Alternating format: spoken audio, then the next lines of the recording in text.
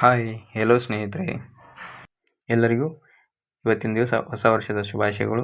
ಈ ವರ್ಷ 2026 ನಿಮ್ಮ ಜೀವನದಾಗ ಒಂದು ಹೊಸ ಅನುಭವ ಕೊಡಲಿ ಮತ್ತು ಹೊಸ ಒಂದು ಮೆಮೊರಿಯಾಗಿ ಉಳಿಲಿ ಅಂತ ಹಾರೈಸುತ್ತಾ, ಮತ್ತು ಈ ವರ್ಷನೇ ಜಾಬ್ ಸಿಗಲಿ ಅಂತ ಎಲ್ಲರಿಗೂ ಸಿಗಲಿ ಅಂತ ನಾನು ಹಾರೈಸುತ್ತಾ, ಇವತ್ತಿನ ಕ್ಲಾಸ ಒಂದು ಹೊಸ ಘಟ್ಟಕ್ಕೆ ತಲುಪಾತೀವಿ. ಅಂದರೆ ಇವತ್ತಿಂದ ನಾವು ಹೊಸದ ಸ್ಟಾರ್ಟ್ ಮಾಡತ್ತೀವಿ. ಇವತ್ತು ಹೊಸ ವರ್ಷ ಐತಿ, ಹಾಗಾಗಿ ಹೊಸದನ್ನು ಸ್ಟಾರ್ಟ್ ಮಾಡೋಣ. ಇವತ್ತು ಚಾಪ್ಟರ್ ವೈಸ್ ಕ್ಲಾಸನ್ನು ಸ್ಟಾರ್ಟ್ ಮಾಡ್ತಾ ಇದ್ದೀನಿ. ಆದ ಕಾರಣ ಎಲ್ಲರೂ ಈ ಚಾಪ್ಟರ್ ವೈಸ್ ಕ್ಲಾಸ್ಗಳನ್ನು ಪೂರ್ತಿಯಾಗಿ ನೋಡಿರಿ. ಎಲ್ಲರೂ ನಿಮ್ಗೆ ಒಂದು ಬೇಸಿಕ್ ಬಿಲ್ಡ್ ಆಗುತ್ತೆ. ಈ ಬೇಸಿಕ್ ಸ್ಕಿಲ್ ಬಿಲ್ಡ್ ಆಗೋದ್ರಿಂದ ನಿಮ್ಗೆ ಯಾವುದೇ ರೀತಿ ಎಕ್ಸಾಮ್ದಾಗೂ ತೊಂದರೆ ಆಗಂಗಿಲ್ಲ. ರೀಸನಿಂಗ್ದ ಒಂದು ಪ್ಲೇಲಿಸ್ಟನ್ನು ರೆಡಿ ಮಾಡ್ತೀನಿ. ಅದನ್ನು ಪ್ಲೇಲಿಸ್ಟನ್ನು ನೀವು ಕಂಟಿನ್ಯೂ ಫಾಲೋ ಮಾಡಿರಿ. ಮತ್ತು ಒಂದು ಕ್ಲಾಸ್ದಿಂದ ಇನ್ನೊಂದು ಕ್ಲಾಸಿಗೆ ಹೋಗ್ಬೇಕಾದ್ರೆ ಹಿಂದಿನ ಕ್ಲಾಸ್ ಕಂಟಿನ್ಯೂ ಸೀರೀಸನ್ನು ನೋಡ್ಕೊತ ಹೋಗ್ರಿ. ಲೆಕ್ಚರ್ 1, ಲೆಕ್ಚರ್ 2 ಹಿಂಗೆ ಕಂಟಿನ್ಯೂ ನೋಡ್ಕೊತ ಹೋಗ್ರಿ. ಯಾಕೆ ನಡುವೆ ಶಿಫ್ಟ್ ಆಗಬೇಡ್ರಿ. ನಡುವೆ ಶಿಫ್ಟ್ ಆಗೋ ಹಿಂದೆ ಹೇಳಿದ ಕ್ಲಾಸ್ನಾಗ ಮುಂದಿನ ಕ್ಲಾಸ್ನಾಗ ಪ್ರಾಬ್ಲಮ್ ಆಗುತ್ತೆ. ಅದಕ್ಕಾಗಿ ನಿಮ್ಗೆ ಅಂಡರ್ಸ್ಟ್ಯಾಂಡಿಂಗ್ ಕರೆಕ್ಟಾಗಿ ಬೆಳಿಬೇಕಂತಂದ್ರೆ ಪೂರ್ತಿ ಸೀರೀಸನ್ನು ಫಾಲೋ ಮಾಡಿರಿ. ಇವತ್ತು ನಾವು ಬಿಲ್ಡ್ ಎ ಸ್ಟ್ರಾಂಗ್ ಫೌಂಡೇಶನ್ ಅಂದ್ರೆ ಇವತ್ತಿಂದ ನಾವು ಫೌಂಡೇಶನ್ಗೆ ಕೈ ಹಾಕ್ತಾ ಇದ್ದೀವಿ.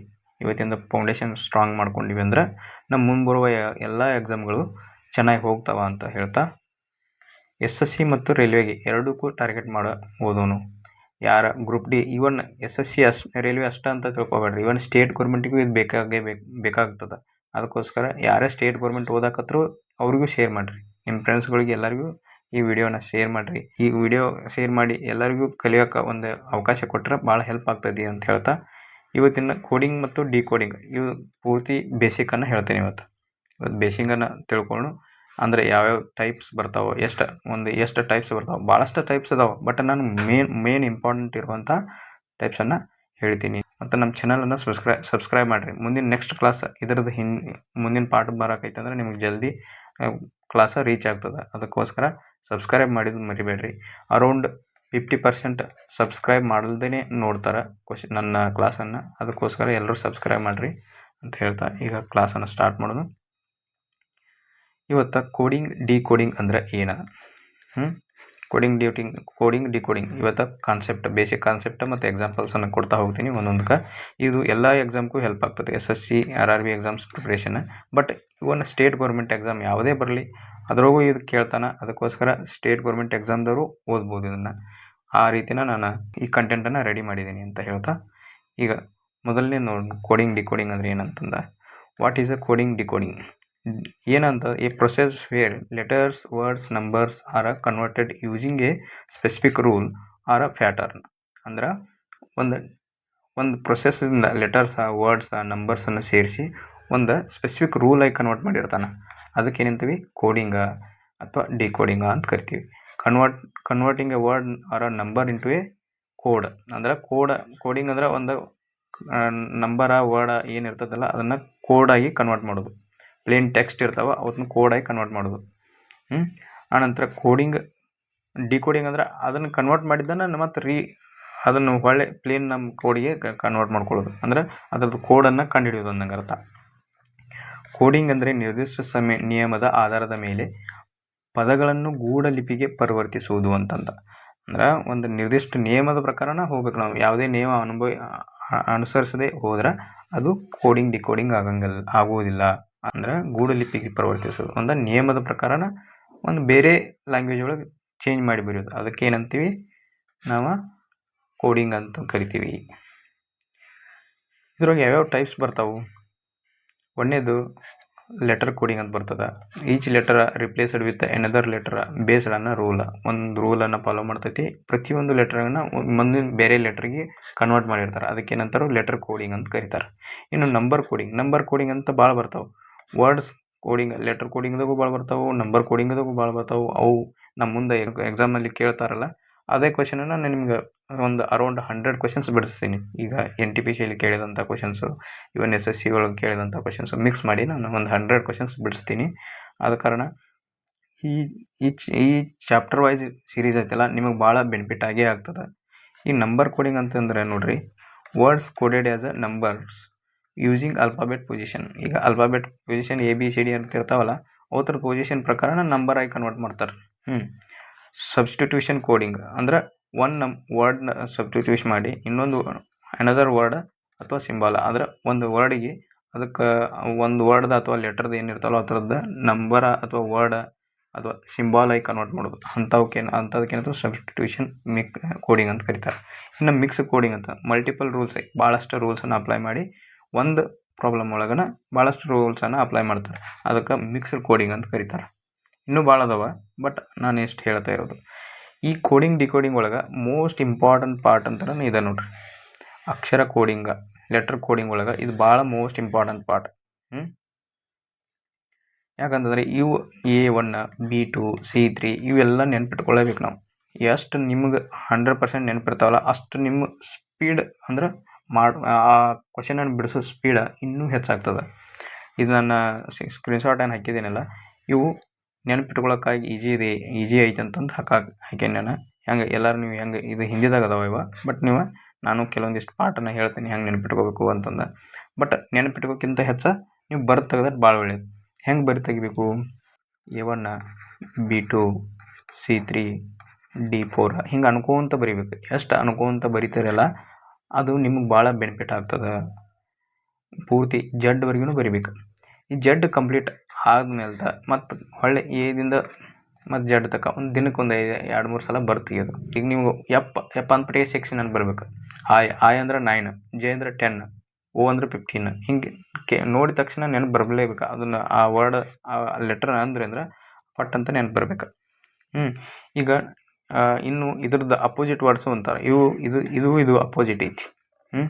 ಎಲ್ಲ O ಅಪೋಸಿಟ್ ಐತಿ, K P ಅಪೋಸಿಟ್ ಐತಿ, A Z ಅಪೋಸಿಟ್ ಐತಿ. ಗೊತ್ತಾ?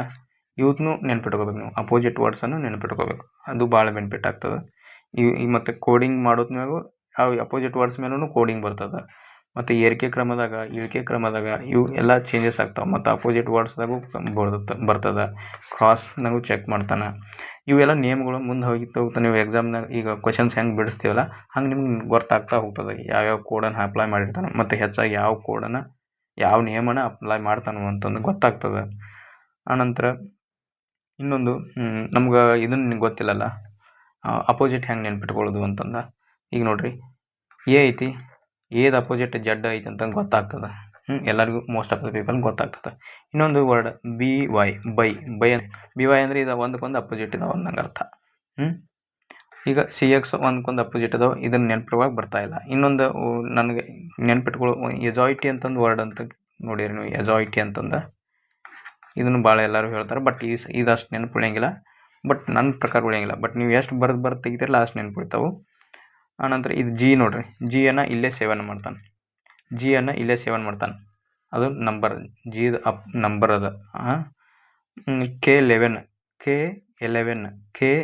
ಅಂತ ಕರಿತಾನೆ. K11 ಅಂದರೆ Kದ ನಂಬರ್ 11 ಐತಿ ಅಂದಾಗ. ಇನ್ನೊಂದು ನಾನು ಹೇಳ್ತೀನಿ, 12 L ಬರ ಐತಲ್ಲ ಅದ್ರೊಳಗೆ, L12 ಅದಕ್ಕಾಗಿ L12 ಅಂತ ಹಂಗೆ ನೆನ್ಪಿಟ್ಕೊತಾರೆ.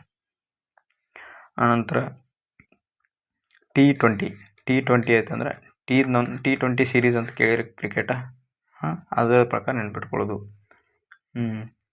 ಅನಂತರ ಇಲ್ಲಿ ನೋಡ್ರಿ, ಎಪ್ ಅಂದ್ರೆ 6, ಪಿಕ್ಸ 6 ಪಿದು ಮುಂದೆ ಎಪ್ ಅಂದ್ರೆ ಪಿಕ್ಸ್ದಾಗ ಎಪ್ ಬರಾಕತೈತಿ. ಪಿಕ್ಸದ ನಂಬರ್ 6 ಅಂದ್ರೆ ಎಪ್ ನಂಬರ್ 6 ಅಂತ ನೆನ್ಪಿಟ್ಕೊಳ್ಬೋದು. ಇನ್ನೊಂದು, ಎಲ್ಲರಿಗೂ ಒಂದು ಹುಡುಗಿನ ಇಷ್ಟಪಟ್ಟಿದ್ರಿ ಅಂದ್ರೆ ನೀವು ಅವ್ರಿಗೆ ಏನು ಹೋಗಿ ಹೇಳ್ತೀರಿ? I love you ಅಂತ ಹೇಳ್ತೀರಿ. ವಾಹ, ಲವ್ ಅಂದ್ಬಿಟ್ಟಿಗೆ ಎಷ್ಟು ಒಂದು ಹುಡುಗನ ಮುಖದಾಗ ಕಳೆ ನೋಡ್ರಿ ಎಷ್ಟು ಚಂದ ಬರ್ತದೆ. I love you ಅಂತ ಹೇಳ್ತಿರಲ್ಲ, ಈ ವರ್ಡ್ದ ಬಗ್ಗೆ ಅಷ್ಟೇ ಹೇಳಕತ್ತೀನಿ ನಾನು, ಪೂರ್ತಿ ಲವ್ದ ಬದಲು ಹೇಳಕತ್ತಿಲ್ಲ. ಈ ಲವ್ ವರ್ಡ್ ಐತಲ್ಲ ಇದನ್ನು ಹೆಂಗೆ ನೆನ್ಪಿಟ್ಕೋಬೋದು? ಇದು ನಿಮ್ಗೆ ಯಾಕೆ ಹೇಳತ್ತೀನಿ, ನೀವು ಮರೆಯಂಗೆ ಇಲ್ಲ ಇದನ್ನು ಹೇಳಿ ಅಂದ್ರೆ. ಲವ್ ಐತಲ್ಲ, ಇವೆರಡು ಒಂದಕ್ಕೊಂದು ಅಪೋಸಿಟ್ ಅದಾವೆ. ಎಲ್ಲವೂ ಒಂದಕ್ಕೊಂದು ಅಪೋಸಿಟ್ ಅದಾವೆ, ನೆನ್ಪಿಟ್ಕೊಳ್ರಿ. VE ಇದು ಒಂದಕ್ಕೊಂದು ಅಪೋಸಿಟ್ ಅದಾವೆ. ಎಲ್ಲದ ಅಪೋಸಿಟ್ O ಐತಿ, Vದ ಅಪೋಸಿಟ್ E ಐತಿ. ಹಿಂಗೆ ನೆನ್ಪಿಟ್ಕೊಳ್ಳೋದು. ಇಲ್ಲಿ ನೋಡ್ರಿ, ಈದ ಅಪೋಸಿಟ್ V ಐತಿ, ಹೌದಾ? ಎಲ್ಲದ ಅಪೋಸಿಟ್ O ಐತಿ. ಇಷ್ಟೇ. ಲವ್ ಅಂತಂದ್ರೆ ನಿಮ್ಗೆ ಏನು ನೆನ್ಪು ಬರಬೇಕು? ಹುಡುಗಿ ನೆನ್ಪು ಬರಬಾರ್ದ, ಈ ವರ್ಡ್ ನೆನ್ಪು ಬರ್ಬೇಕು. ಇವು ಅಪೋಸಿಟ್ ಅದಾವ ಅಂತಂದು, ಹೌದಾ? ಆನಂತರ ಇನ್ನೊಂದು ವರ್ಡ್ ಯಾವ್ದು ಬರ್ತದೆ? GT ಅಂತ ಬರ್ತದೆ. GT ಅಂತ ಕೇಳಿರಿ. GT ಯಾವುದು? G T I P L team ಐತಿ. ಇದು G T I P L team ಐತಿ, ಗುಜರಾತ್ ಟೈಟನ್ಸ್ ಅಂತಂದ್ರೆ. ಜಿ ಟಿ ಅನ್ನೋದು ಇದು ಅಪೋಸಿಟ್ ಇರ್ತಾವೆ. ಇಲ್ಲಿ ನೋಡ್ರಿ, ಜಿ ಮತ್ತು ಟಿ ಇದು ಅಪೋಸಿಟ್ ಇರ್ತಾವೆ. ಇನ್ನೊಂದು ಐ ಆರ್ ಅಂತ ಐತಿ. ಐ ಆರ್ ಅಂದ್ರೆ ಏನು? ಐ ಆರ್ ರೇಡಿಯೇಷನ್ ಅಂತಲೂ ನೆನ್ಪಿಟ್ಕೋಬೋದು, ಅಂದ್ರೆ ಇನ್ಫ್ರಾರೆಡ್ ರೇಡಿಯೇಷನ್ ಹಾಗೂ ನೆನ್ಪಿಟ್ಕೋಬೋದು. ಐ ಆರ್ ಅಂದರೆ ಇನ್ನೊಂದು ನೆನ್ಪಿಟ್ಕೋಬೋದು, ಇಂಡಿಯನ್ ರೈಲ್ವೆ. ಐ ಆರ್ ಅಂದರೆ ಇಂಡಿಯನ್ ರೈಲ್ವೆ. ಇ ಮತ್ತು ಐ ಮತ್ತು ಆರ್ ಇವು ಒಂದಕ್ಕೊಂದು ಅಪೋಸಿಟ್ ಇರ್ತಾವೆ. ಆದ ಕಾರಣ ಈ ರೀತಿ ನೀವು ಒಂದು ಟ್ರಿಕ್ ಮಾಡಿ ನೆನಪಿಟ್ಕೊಂಡ್ರೆ ನಿಮ್ಗೆ ಇನ್ನೂ ನೆನಪು ಜಲ್ದಿ ಉಳಿತಾವೆ. ಇದೆಲ್ಲವಕ್ಕಿಂತ ಇನ್ನೊಂದು ಮೇನ್ ಥಿಂಗ್ ಅಂತಂದ್ರೆ, ಇದು 1 ಐತಿ, ಇದು 26 ಐತಿ. ಕೂಡ್ಸ್ರಿ ಇದು ನೋಡೋಣ. ಕೂಡ್ಸ್ರಿ ಎಷ್ಟಾಗ್ತದೆ? 27 ಆಗ್ತದೆ. ಇದು 2 ಐತಿ, ಇದು 25 ಐತಿ. ಇದನ್ನು ಕೂಡ್ಸ್ರಿ 27 ಆಗ್ತದೆ. ಇದು ನೋಡ್ರಿ ಏನು ಚೇಂಜ್ ಆಗೋದೈತಿ? ಇಲ್ಲೂ 27 ಆಗ್ತದೆ. 3 + 24 ಕೂಡ್ಸ್ರಿ 27 ಆಗ್ತದೆ. ಹೌದಿಲ್ಲ? ನೀವು ಈ ಟ್ರಿಕ್ಕನ್ನು ನೀವು ಭಾಳ ಅಪ್ಲೈ ಮಾಡ್ಬೋದು ಎಲ್ಲದ ಕಡೆ. ಹೆಂಗೆ ಹೇಳ್ರಿ? ಈಗ ನೋಡ್ರಿ, ಒಂದು ಕ್ವಶನ್, ಒಂದು ವರ್ಡ್ ಐತಿ, ಒಂದು ಲೆಟರ್ ಐತಿ. ಒಂದು ಲೆಟರ್ ಕೆ ಐತಿ. ಕೆ ಐತಿ, ನನಗೆ 11, ಕೆ ನಂಬರ್ 11 ಅಂತ ಗೊತ್ತೈತಿ. ನನಗೆ ಇದ್ರದ್ದು ಅಪೋಸಿಟ್ ಗೊತ್ತಾಗವಲ್ತು. ಅಪೋಸಿಟ್ ಆಗಲಿಲ್ಲ ಅಂದ್ರೆ ಏನು ಮಾಡ್ಬೇಕು? 27ದಾಗ ಈ 11 ಕಳಿಬೇಕು. 7ರಾಗ 1 ಹೋದ್ರೆ ಎಷ್ಟು? 6. 2ರಾಗ 1 ಹೋದ್ರೆ 16. ಹಂಗಾದ್ರೆ 16 ಯಾವುದಕ್ಕೆ ಕರಿತೀವಿ? ಪಿಗೆ ಕರಿತೀವಿ. ಪಿಗೆ 16 ಅಂತ ಕರಿತೀವಿ. ಹಂಗಾದ್ರೆ ಕೆದ ಅಪೋಸಿಟ್ ಯಾವುದೈತಿ? ಪಿ ಐತಿ. ಹಿಂಗೆ ನೆನ್ಪಿಟ್ಕೋಬೋದು. ಹೌದಿಲ್ಲ? ಈ ರೀತಿನೂ ನೀವು ಮಾಡ್ಬೋದು ಅಂತ ಹೇಳ್ತೀನಿ. ಅದಕ್ಕಾಗಿ ಈ 27 ಅವತ್ತರದ ಅಪೋಸಿಟ್ ಯಾವಾಗಲೂ 27 ಆಗ್ತದೆ. ಇದನ್ನು ಬರೆದಿಟ್ಕೊಳ್ರಿ. ನೋಟ್: ವಿರುದ್ಧ ಸಂಖ್ಯೆಗಳ ಮೊತ್ತ, ವಿರುದ್ಧ ಅಕ್ಷರಗಳ ಮೊತ್ತ,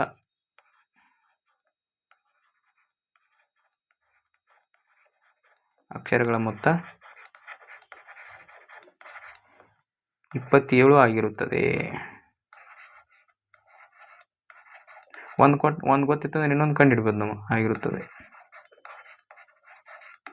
ಇಷ್ಟೇ.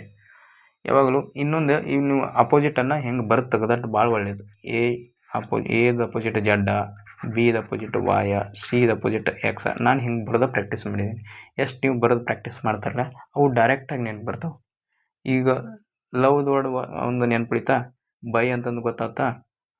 ಇವು ಹಿಂಗೆ ಬರೆದು ತೆಗೆಯೋದ್ರಿಂದ ಇನ್ನೂ ಭಾಳ ಜಲ್ದಿ ನೆನ್ಪುಳಿತಾವೆ. ಎಲ್ಲವೂ ಪ್ರತಿಯೊಂದು ಸಲ ಒಂದು ದಿನ ಇವತ್ತು ಬರೆದು ತೆಗೆಯೋದು. ABCDನೂ ಬರೆದು ತೆಗೆಯೋದು. ಅಂದರೆ A1, B2, C3 ಇವತ್ತು ದಿನ ಒಂದು ಸಲ. AZ, BY, CX ಇದನ್ನೂ ಒಂದು ಸಲ. ಆನಂತರ ಮಗ್ಗಿಗಳನ್ನು ಬರೆದು ತೆಗೆಯೋದು. ಹಿಂಗೆ ಮಾಡೋದ್ರಿಂದ ನಿಮ್ಮದು ಕ್ಯಾಲ್ಕುಲೇಷನ್ ಸ್ಪೀಡ ಇನ್ನೂ ಇಂಪ್ರೂವ್ ಆಗ್ತದೆ. ಆಯಿತಾ? ಈಗ ನೆಕ್ಸ್ಟ್ ನೋಡೋಣ. ಇನ್ನು ಟೈಪ್ಸ್ ಅಂತ ಬರ್ತಾವೆ. ಯಾವ್ಯಾವ ಟೈಪ್ಸ್ ಬರ್ತಾವೆ ಏನು? Forward shift method. Forward shift ಮೆಥಡ್ನಾಗ ಏನೇನು ಬರ್ತೈತಿ ನೋಡ್ರಿ ಇಲ್ಲಿ. Each letter moves forward by a fixed number of a position. ಒಂದು ಲೆಟರ್ ಐತ್ಲ, ಈಗ ಎ ಐತಿ, ಎ ಇದ್ದದ್ದು ಬಿ ಆಗ್ತದೆ. ನಂತರ ಸಿ ಇದ್ದದ್ದು ಡಿ ಆಗ್ತದೆ. ಅಂದ್ರೆ ನಡು ಗ್ಯಾಪ, ಅಂದ್ರೆ ಒಂದು ಇನ್ಕ್ರೀಸ್ ಆಗೈತೆ ಅನ್ನಂಗೆ ಅರ್ಥ. ಹಿಂಗೆ ಆಗೋದೇನಂತೀವಿ? ಫಾರ್ವರ್ಡ್ ಶಿಫ್ಟ್ ಅಂತ ಕರಿತೀವಿ. ಪ್ರತಿಯೊಂದು ಅಕ್ಷರವನ್ನು ನಿರ್ದಿಷ್ಟ ಸಂಖ್ಯೆಯಿಂದ ಮುಂದಕ್ಕೆ ಸರಿಸೋದು ಅಷ್ಟೇ.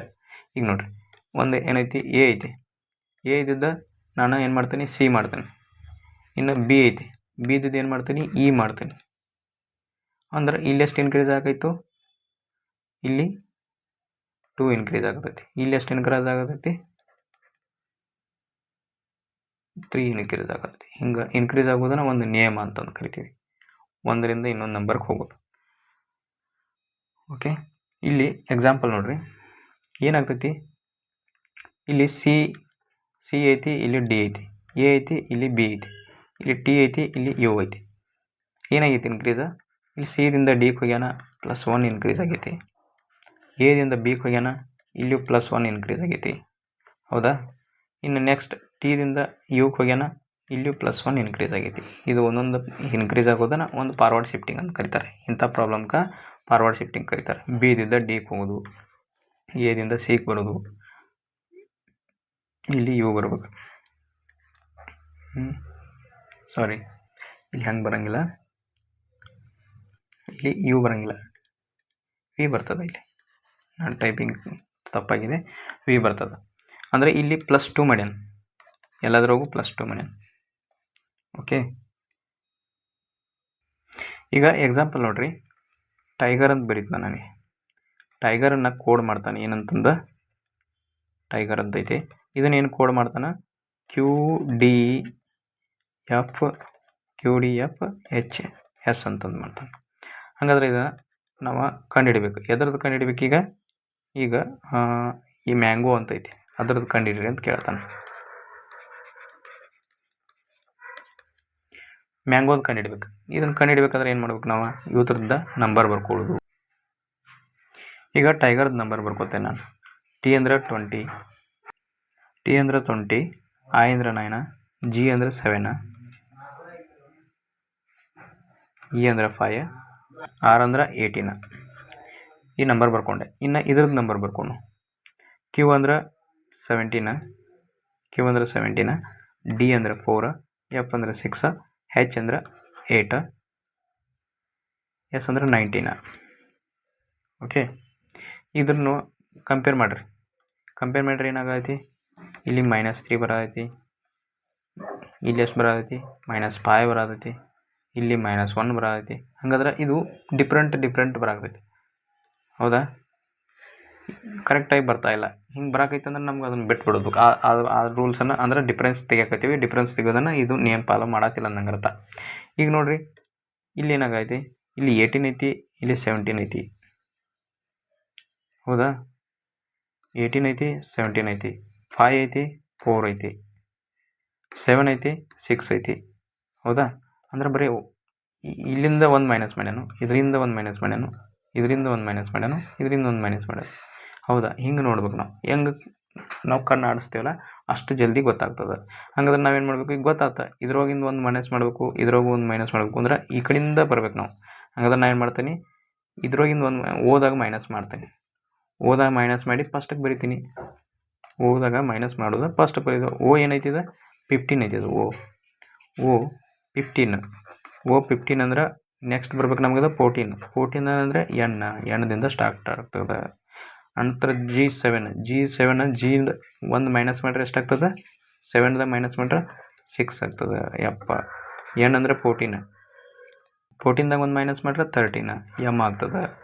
ಎದ ಮೈನಸ್ ಮಾಡ್ಬೇಕು, ಇಲ್ಲಿ ನೋಡ್ರಿ, ಎ ಅಂದ್ರೆ 1, ಎದಾಗ 1 ಮೈನಸ್ ಮಾಡ್ರೆ ಏನು ಬರ್ಬೇಕು ನಮಗೆ, 26 ಬರ್ತದೆ. 26 ಯಾಕೆ ಬರ್ತದೆ ಅಂತಂದು ಇಲ್ಲಿ ಭಾಳ ಇಂಪಾರ್ಟೆಂಟ್ ಐತಿ. ಈಗ ಇದು ನಿಮ್ಗೆ ಎಲ್ಲರಿಗೂ ಗೊತ್ತಿರ್ತದೆ, ABCD ಹಿಂಗೆ ಕಂಟಿನ್ಯೂ ಆಗಿ ಜಡ್ ತಕ್ಕ ಹೋಗ್ತದೆ. ಮತ್ತು ಜಡ್ ಆತಂದ್ರೆ ಮತ್ತು ನಾವು ಕಂಟಿನ್ಯೂ ಮಾಡಬೇಕು. ABCD ಇದನ್ನು ಕಂಟಿನ್ಯೂ ಮಾಡ್ಬೇಕು. ಇದಕ್ಕೇನಂತವೆ, ರ್ಯಾಪಿಂಗ್ ಅಂತ ಕರೀತಾರೆ. ರ್ಯಾಪಿಂಗ್ ಅಂದ್ರೆ ಕಂಟಿನ್ಯೂಸ್ ಫಾಲೋ ಮಾಡೋದು. ಮತ್ತು ಹೊಳ್ಳೆ ಆ ಸರ್ಕಲ್ ಫಾಲೋ ಆಗ್ತದೆ. ಅಂದ್ರೆ ಹೊಳ್ಳೆ ಅದೇ ಸೀರೀಸ್ ಫಾಲೋ ಆಗ್ತೈತಿ ಅನ್ನಂಗೆ ಅರ್ಥ. ABCD ಸೀರೀಸನ್ನ ಮತ್ತೆ ಫಾಲೋ ಆಗ್ತದೆ. ಹಂಗಾದ್ರೆ ನಾವಿಲ್ಲಿ ಏನು ಮಾಡಿ, ಇಲ್ಲಿ D ಐತಿ, D ಇದ್ದದ್ದು C ಬರ್ದು, C ಆಗಂತಲೇ B ಆಗಂತಲೇ A ಆಗಂತಲೇ ಜಡ್ ಬರ್ಬೇಕು.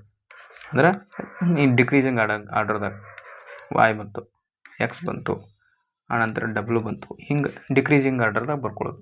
ಅಂದ್ರೆ ನಾವು ಜಡ್ ಆದ ನಂತರ ಎಕ್ಕೆ ಹೋಗ್ಬೇಕು. A ಆದ ನಂತರ ಜಡ್ಗೆ ಬರ್ಬೇಕು. ಇದನ್ನು ನೀವು ಭಾಳ ಇಂಪಾರ್ಟೆಂಟಾಗಿ ನೆನ್ಪಿಟ್ಕೊಳ್ರಿ. ಎಲ್ಲರೂ ಇಲ್ಲೇ ಮಿಸ್ಟೇಕ್ ಮಾಡೋದು.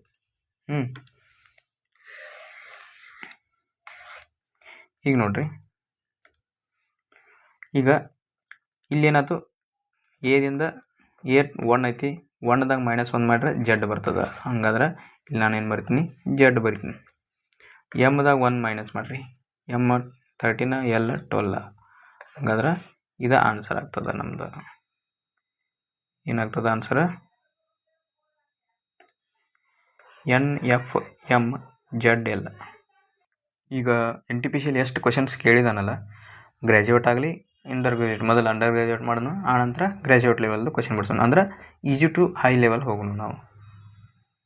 ಈಗ ಫಾರ್ವರ್ಡ್ ಶಿಫ್ಟಿಂಗ್ ನೋಡಿದ್ರಿ. ಫಾರ್ವರ್ಡ್ ಶಿಫ್ಟಿಂಗ, ಈಗ ಬ್ಯಾಕ್ವರ್ಡ್ ಶಿಫ್ಟಿಂಗ ಅಂದ್ರೆ ಮೈನಸ್ ಮಾಡೋದು, ಒಂದನ್ನು ಮೈನಸ್ ಮಾಡೋದು. ನಾ ಇದೇಗ ಪ್ರಾಬ್ಲಮ್ ಹೇಳಿದ್ನಲ್ಲ, ಈ ಪ್ರಾಬ್ಲಮ್ ಹೇಳಿನ ಇದು ಬ್ಯಾಕ್ವರ್ಡ್ ಶಿಫ್ಟಿಂಗ್ ಪ್ರಾಬ್ಲಮ್. ಓಕೆ, ಈಗ each letter moves backward by a fixed number of a position ಅಂತ ಹೇಳ. ಅಂದ್ರೆ ಪ್ರತಿಯೊಂದು ಅಕ್ಷರವನ್ನು ನಿರ್ದಿಷ್ಟ ಸಂಖ್ಯೆಯಿಂದ ಹಿಂದಕ್ಕೆ ಸರಿಸೋದು. B ಇದ್ದದ್ದು A ಆಗ್ತದೆ, D ಇದ್ದದ್ದು C ಆಗ್ತದೆ, D ಇದ್ದದ್ದು B ಆಗ್ತದೆ. ಹಿಂಗೆ ಹಿಂದೆ ಬರೋದು, ಅದು ಬ್ಯಾಕ್ವರ್ಡ್ ಶಿಫ್ಟಿಂಗ್. ಫಾರ್ವರ್ಡ್ ಶಿಫ್ಟಿಂಗ, ಬ್ಯಾಕ್ವರ್ಡ್ ಶಿಫ್ಟಿಂಗ ಎರಡು ಆಯ್ತು. ಇದು ನೋಡ್ರಿ, ಇಲ್ಲಿ ಪ್ರಾಬ್ಲಮ್ ಏನಾಗುತ್ತೆ, C ಇದ್ದದ್ದು B ಆಗ್ತೈತಿ, -1 ಮಾಡಿದ. ಎ ಇದ್ದಿದ್ದ ಜೆಡ್ ಆಗೈತೆ ಅಂದ್ರೆ -1 ಮಾಡಿದ. ಟಿ ಇದ್ದಿದ್ದು ಏನಾಗ್ತೈತಿ ಎಸ್ ಆಗ್ತೈತಿ, ಇಲ್ಲಿ -1 ಮಾಡಿದ. ಎಫ್ ಇದ್ದದ್ದು ಡಿ ಆಗ್ತದೆ, -2 ಮಾಡಿದ. ಯು ಇದ್ದದ್ದು ಎಮ್ ಆಗತೈತೆ, ಯು -2 ಎಸ್ ಬರ್ಬೇಕು. ಇಲ್ಲಿ ಟೈಪಿಂಗ್ ಮಿಸ್ಟೇಕ್ ಆಗೈತಿ, ಎಸ್. ಅನಂತರ ಇಲ್ಲಿ N14 ಎಲ್ ಬರ್ತದೆ. ಇಲ್ಲಿ ಕರೆಕ್ಟ್ ಕೆಳಗಡೆ ಬರೆದಿದ್ದೀನಿ ನೋಡಿ. ಇದನ್ನು ಎಫ್ ಯು ಎನ್ ಐತಲ್ಲ, ಇದೇನಾಗ್ತದೆ ಡಿ ಎಸ್ ಎಲ್ ಅಂತ ಆಗ್ತದೆ. ಇದು ತಪ್ಪಿದು. ಓಕೆ, ಇದು -2 ಆಯ್ತು, ಇಲ್ಲಿಯೂ -2 ಆಗ್ತೈತಿ, ಇಲ್ಲಿಯೂ -2 ಆಗ್ತದೆ. ಇನ್ನು ಅಪೋಸಿಟ್ ಕಂಡಿಡಬೇಕು. ಅಪೋಸಿಟ್ ಅಥವಾ ರಿವರ್ಸ್ ಲೆಟರ್ ಆಫ್ ಕೋಡಿಂಗ್ ಅಂತ ಕರೀತಾರೆ. ಅಂದ್ರೆ ಎದ ಅಪೋಸಿಟ್ ಏನೈತಿ ಜೆಡ್ ಐತಿ, ಬಿದ ಅಪೋಸಿಟ್ ಏನೈತಿ ವಾಯ್ ಐತಿ, ಸಿದ ಅಪೋಸಿಟ್ ಎಕ್ಸ್ ಐತಿ. ಇದು ಮಿರರ್ ಆಲ್ಫಾಬೆಟ್ ಅಂತ ಕರೀತಾರೆ. ಅಂದ್ರೆ ಅವತ್ರದ ಇವಾಗ ಟೋಟಲ್ 26 ಅದಾವ. 26ಅನ್ನು 2 ಭಾಗ ಮಾಡಿದ್ರೆ ಅವು ಒಂದಕ್ಕೊಂದು ಅಪೋಸಿಟ್ ಆಗ್ತಾವೆ ನಮಗೆ. ಅಂದ್ರೆ ಎ ಟು ಎಮ್ ತಕ್ಕ ಬರೆಯೋದು, ಆನಂತರ ಕೆಳಗೆ ಬಂದು ಈ ಕಡೆಯಿಂದ ಉಲ್ಟಾ ಬರೋದು ಜೆಡ್ ತಕ್ಕ. ಅದು ನಾನು ಫಸ್ಟ್ ಸ್ಕ್ರೀನ್ಶಾಟ್ ತೋರಿಸಿದ್ದೀನಲ್ಲ, ಅದು ಸ್ಕ್ರೀನ್ಶಾಟನ್ನು ಇಲ್ಲಿ ವರ್ಕ್ ಆಗ್ತದೆ. ಇಲ್ಲಿ ನೋಡ್ರಿ, ಫಾರ್ಮುಲಾ ಏನು, ರಿವರ್ಸ್ ವ್ಯಾಲ್ಯೂ ಅಂತ ಕರೀತಾರೆ. ರಿವರ್ಸ್ ವ್ಯಾಲ್ಯೂ ಕಂಡುಹಿಡಬೇಕಾದ್ರೆ ಅಂದ್ರೆ ಅಪೋಸಿಟ್ ವ್ಯಾಲ್ಯೂ ಕಂಡುಹಿಡಬೇಕಾದ್ರೆ 27ದಾಗ ಒರಿಜಿನಲ್ ವ್ಯಾಲ್ಯೂ ಕಂಡುಹಿಡೋದು, ಏನು ಕಳೆದು ಬಿಡೋದು, ಅಂದ್ರೆ ಯಾವ್ದು ಲೆಟರ್ ಇರ್ತೈತಿಲ್ಲ ಆ ಥರದ್ದು ವ್ಯಾಲ್ಯೂವನ್ನು ಕಳೆದು ಬಿಡೋದು 27ದಾಗ. ಅವಾಗ ನಮಗೆ ಸಿಗ್ತೈತಿ ಏನು, ರಿವರ್ಸ್ ವ್ಯಾಲ್ಯೂ ಸಿಗ್ತೈತಿ, ಅಂದ್ರೆ ಅಪೋಸಿಟ್ ವ್ಯಾಲ್ಯೂ ಸಿಗ್ತದೆ. ಇಲ್ಲಿ ನೋಡ್ರಿ, ಇಲ್ಲೇನ ಬಿದ ಅಪೋಸಿಟ್ ಏನೈತಿ ವಾಯ್ ಐತಿ, ಎದ ಅಪೋಸಿಟ್ ಜೆಡ್ ಐತಿ, ಟಿದ ಅಪೋಸಿಟ್ ಜಿ ಐತಿ. ನಿಮ್ಗೆ ಹೇಳೀನಿ ಜಿ ಟಿ ಅಂದ್ರೆ opposite, G T cricket team ಐತೆಲ್ಲ IPLದ, ಆ ಥರದ ಅಪೋಸಿಟ್ ಐತಿ. BY ಬೈ ಅಂದ್ರೆ ಇಂಗ್ಲೀಷ್ ವರ್ಡ ಬೈ, ಅದ್ರದ್ದು ಅಪೋಸಿಟ್ ಐತಿ. AZ ಅಂತೂ ಅಪೋಸಿಟ್ ಇರ್ತಾವ, ಇವು ನೆನ್ಪಿಡ್ತೈತಿ. ಸಿ ಕ್ಯಾಟ XZ G ಅಂತ ಐತಲ್ಲ ಕ್ಯಾಟ್, CX ಅಪೋಸಿಟ್ ಇರ್ತಾವೆ, AZ GT. ಇವ ನಾನು ನಿಮ್ಗೆ ಈಸಿಯಾಗಿ ತಿಳಿಸೋ ಸಂಬಂಧ ಇವು ಸಣ್ಣ ಎಕ್ಸಾಂಪಲ್ ಕೊಟ್ಟಿದ್ದೀನಿ. ಈಗ ನಂಬರ್ ಕೋಡಿಂಗ್ ಅಂತ ಬರ್ತದೆ. ನಂಬರ್ ಕೋಡಿಂಗ್ ಅಂದ್ರೆ ಹೆಂಗೆ, each letter is assigned it's a position in alphabet as a code. ಒಂದೊಂದು ನಂಬರ್ ಕೋಡಿಂಗ್ದಾಗ ಈಗ ಒಂದು ಅಕ್ಷರ ಕೊಟ್ಟ ಅಂತ ತಿಳ್ಕೊರಿ. ಹೆಂಗೆ, ಇದು ಒಂದು ವರ್ಡ್ ಐತಿ, ಈ ವರ್ಡನ್ನು ಬರ್ಡ್ ಅಂತ ಬರ್ಕೋರಿ, ಬರ್ಡ್ ಅಂತ ಐತಿ. ಈ ವರ್ಡ್ದ ನಾವು ಕೋಡಿಂಗ್ ಹೆಂಗೆ ಮಾಡ್ತೇವೆ, ನಾವು ಇದನ್ನು 2, ಇದನ್ನು 9, R18, D4 ಅಂತ ಬರೀತಾನೆ. ಇದ್ರದ್ದು ಕೋಡಿಂಗ್ ಕೊಟ್ಟಿವಿ ಅಂತ ಹೇಳ್ತಾನೆ. ಇದ್ರದ್ದು ಕೋಡಿಂಗ್ ಕೊಟ್ಟಿವಿ, ಇನ್ನು ಇದ್ರದ್ದು ಕೋಡ್ ಕಂಡಿಡೀರಿ ಅಂತ ಹೇಳಿರ್ತಾನೆ. ಅಂದ್ರೆ ಅವತ್ರ ಪ್ಲೇಸ್ ವ್ಯಾಲ್ಯೂನ ಬರೆದ್ಬಿಟ್ಟಾನೆ. ಇಲ್ಲಿ ಪ್ಲೇಸ್ ವ್ಯಾಲ್ಯೂ ಅಂತ ಕರೀತಾರೆ. ಬಿದ ಪ್ಲೇಸ್ ವ್ಯಾಲ್ಯೂ ಎಷ್ಟು, 2, I9, R18, D4. ಇದಕ್ಕೇನಂತಾರೆ, ಪ್ರತಿ ಅಕ್ಷರವನ್ನು ಅದರ ಅನುಕ್ರಮ ಸಂಖ್ಯೆಯಿಂದ ಪ್ರತಿನಿಧಿಸುವುದು. ಅಂದ್ರೆ ಅದರ ಪ್ಲೇಸ್ ವ್ಯಾಲ್ಯೂದಿಂದನ ಗುರುತ ಮಾಡೋದು, ಅದು ಒಂದು ನಂಬರ್ ಕೋಡಿಂಗ್ ಅಂದಂಗೆ ಅರ್ಥ. ಇಲ್ಲಿ ನೋಡ್ರಿ, ಅದನ್ನ ಮಾಡ್ಯಾನ. L ಅಂದ್ರೆ 12, O ಅಂದ್ರೆ 15, A ಅಂದ್ರೆ 1, D ಅಂದ್ರೆ 4. ಅದನ್ನ ಬರ್ದ ನಾವು ಇಲ್ಲಿ ಲೋಡನ್ನು ಹಿಂಗೆ ಕೋಡ್ ಮಾಡಿದ್ದೀವಿ ಅಂತಂದು ಕೊಟ್ಟಿರ್ತಾನೆ. ನಾವು ಅದನ್ನು ಕಂಡುಹಿಡಿಬೋದು, ಯಾವ್ದು ಕೊಟ್ಟಾನ ಇದನ್ನು ಅಂತಂದು. ಇಲ್ಲಿ ನೋಡ್ರಿ, ಕ್ಯಾಟನ್ನು 3, 1, 20 ಅಂತ ಕೊಟ್ಟಾನ. ಇವು ಭಾಳ ಈಸಿ ಇರ್ತಾವೆ. ಇಂಥ ಕ್ವಶನ್ ಮಾಡಬೇಕು. ಮುಂದೆ ನಾವು ಮಾಡೋಣ ಪೂರ್ತಿಯಾಗಿ. ಇಲ್ಲಿ ನಂಬರ್ ಸಮ್ ಮೆಥಡ್ ಅಂತ ಕರಿತಾನೆ. ಇದು ಭಾಳ ಈಸಿ ಇರ್ತೈತಿ. Add all letters position to get a single code. ಎಲ್ಲ ಲೆಟರ್ದ ಒಂದು ವರ್ಡ್ ಕೊಟ್ಟಿರ್ತಾನೆ. ಈಗ ನಾನು ಇಲ್ಲಿ ಬರಿತೀನಿ, ಆ್ಯಪಲ್ ಅಂತ ಬರಿತೀನಿ ನಾನು.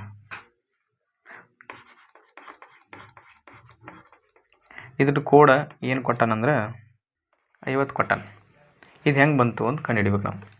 50 ಕೊಟ್ಟಾನ, ಇದ್ರ ಕೋಡ್ ಏನು ಕೊಟ್ಟಾನ, 50 ಕೊಟ್ರೆ ಇದು ಹೆಂಗೆ ಬಂತು ಅಂತ ಕಂಡುಹಿಡಿಬೋದು. ಹೆಂಗೆ ಕಂಡುಹಿಡಿಬೋದು, ಇದು ಎ ಅಂದರೆ ಎಷ್ಟು, ಎ ಅಂದರೆ 1, ಪಿ ಅಂದರೆ 16, ಪಿ ಅಂದರೆ 16, ಎಲ್ ಅಂದರೆ 12, ಎ ಅಂದರೆ 5. ಈಗ ಏನು ಮಾಡ್ಬೇಕು ನಾವು ಇದ್ರೊಳಗೆ, ಇಲ್ಲಿ ಪ್ಲಸ್ ಮಾಡಬೇಕು. ನೋಡುವ, ಪ್ಲಸ್ ಮಾಡಿರ್ತೀನಿ. ಎಲ್ಲಾದ್ರೂ ಪ್ಲಸ್ ಮಾಡಿರಿ ಅಂದ್ರೆ ಪ್ರತಿಯೊಂದು ಅಂಕಿಯನ್ನು ಪ್ಲಸ್ ಮಾಡಿರಿ. ಎಷ್ಟಾಗ್ತದೆ, 16, 16, 32, 32ಕ್ಕೆ 2 ಸೇರಿಸ್ರಿ 40, 34 + 10, 44. ಈ 44 1 6, 50 ಆಗ್ತದೆ. ಇದು ಬಂತಿಲ್ಲ ನಮ್ಮ ಕೋಡ್. ಹಂಗೆ ಎಲ್ಲವೂ ವರ್ಡದ ಒಂದು ಈ ರೀತಿ ಹಿಂಗೆ ಕೋಡ್ ಕೊಟ್ಟಿರ್ತಾನೆ. ಅದನ್ನ ನಾವು ಫೈಂಡ್ ಮಾಡಿ ಕಂಡುಹಿಡಿಬೇಕು. ಇಂಥವು ಭಾಳ ಈಜಿ ಇರ್ತಾವೆ ಕ್ವಶನ್. ಇದಕ್ಕೂ ನಂಬರ್ ಕೋಡಿಂಗ್ ಅಂತ ಕರೀತಾರೆ. ಇಲ್ಲಿ ನೋಡ್ರಿ ಬ್ಯಾಡ್ ಅಂತ ಕೊಟ್ಟಾನ, ಬ್ಯಾಡ್ದು ಕೂಡ 7 ಅಂತ ಕೊಟ್ಟಾನ. ಇಲ್ಲಿ ಹಿಂಗೆ 2 + 1 + 4 ಎಷ್ಟಾಗತಿ 7 ಆಗ್ತದೆ. ಸ್ಯಾಪ್ 19 + 1 + 16 ಎಷ್ಟಾಗ್ತದೆ 36 ಆಗ್ತದೆ. ಹಿಂಗೆ ಇದಕ್ಕೇನಂತೀವಿ sum method, number sum method ಅಂತ ಕರಿತೀವಿ. ಇನ್ನು ಅಲ್ಟರ್ನೇಟ್ ಪೊಸಿಷನ್ ಶಿಫ್ಟ್ ಅಂತ ಕರಿತಾನೆ. ಬೆಸ ಸ್ಥಾನ ಮತ್ತು ಸರಿ ಸ್ಥಾನವನ್ನು ವಿವಿಧ ನಿಯಮಗಳ ಪ್ರಕಾರ ಚೇಂಜ್ ಮಾಡೋದು. ಇದು ಅಲ್ಟರ್ನೇಟ್ ಪೊಸಿಷನ್ ಶಿಫ್ಟ್ ಅಂತ ಕರಿತಾನೆ. ಇದಕ್ಕೇನಂತೀವಿ rule different shifts for odd and even position. ಅಂದ್ರೆ ಒಂದು ಈಗ ನಿಮಗೆ ಎಕ್ಸಾಂಪಲ್ ಕೊಡ್ತೀನಿ ತಡ್ರಿ.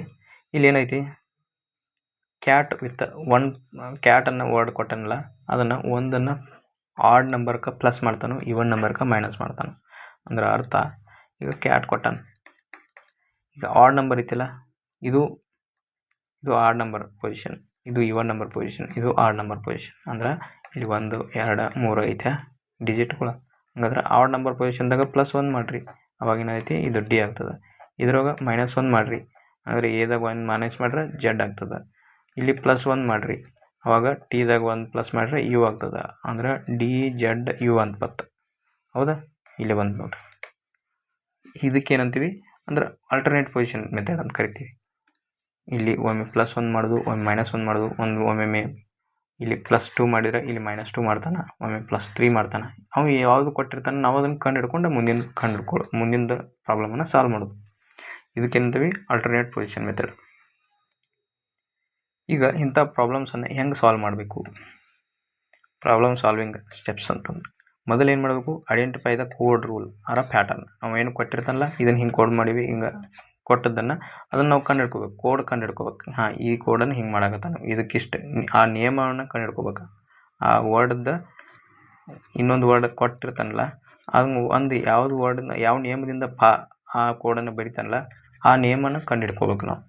ಓಕೆ, ಆನಂತರ ಚೆಕ್ ವಿತ್ ಗಿವನ್ ಎಕ್ಸಾಂಪಲ್. ಅವು ಎಕ್ಸಾಂಪಲ್ ಥ್ರೂನ ನಾವು ಅವತ್ತನ್ನ ಕಂಡು ಹಿಡ್ಕೋಬೇಕು ನಿಯಮನ.